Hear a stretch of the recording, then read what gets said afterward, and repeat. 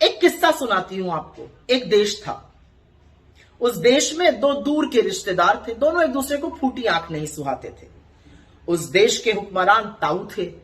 ताऊ ने छोटे वाले रिश्तेदार को 6-6 हवाई अड्डे दे दिए। बड़े वाले ने कुछ कहा तो नहीं, लेकिन मन महसूस कर रह गया, दिया उसको भी बहुत कुछ था, लेकिन हवाई अड्डे नहीं दिए थे। तो बड़े वाले के लड़के की शादी तय हुई।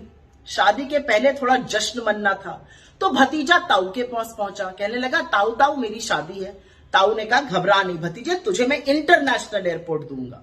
तो उस देश में एक छोटा सा हवाई अड्डा जो डिफेंस का, जो रक्षा के लिए होता है, वो था। उसको 10 दिन के लिए इंटरनेशनल हवाई अड्डा बना दिया गया। यही नहीं, उस देश के वित्त मंत्रालय ने, गृह मंत्रालय ने और स्वास्थ्य मंत्रालय ने मिलकर कस्टम, इमिग्रेशन और क्वारंटीन की फैसिलिटी भी बनाई। वहां का पैसेंजर एरिया को दुगना कर दिया गया बढ़ाकर। वहां पर सुरक्षा कर्मियों की तैनात डबल कर दी गई, कर्मचारी डबल कर दिए गए, ग्राउंड हैंडलर्स डबल कर दिए गए। वहां की वायुसेना ने भी डबल कर दी अपने लोगों की तादाद। और यही नहीं, जो संवेदनशील एरिया था उस एयरपोर्ट का, जहां पर किसी को जाना अलाउड नहीं था, उसको भी भतीजे की शादी और जश्न के लिए खोल दिया गया।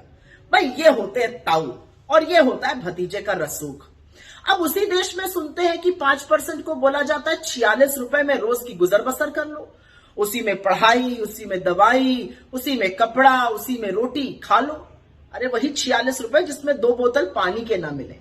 और एक तरफ मजे ही मजे है, चकाचक मामला है, गेस्ट आ रहे हैं, छोटे से एयरपोर्ट को इंटरनेशनल एयरपोर्ट 10 दिन के लिए बना दिया गया है। अब आप कहेंगे कि मेरी इस कहानी का आधार क्या है?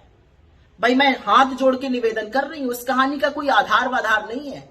इसका कोई जामनगर के शहर से लेना देना भी नहीं है। आगे आप क्या सोचना चाहिए, ये आपकी मर्जी पर छोड़ देते हैं। लेकिन 2 हिंदुस्तान ऐसे ही नहीं बन रहे हैं।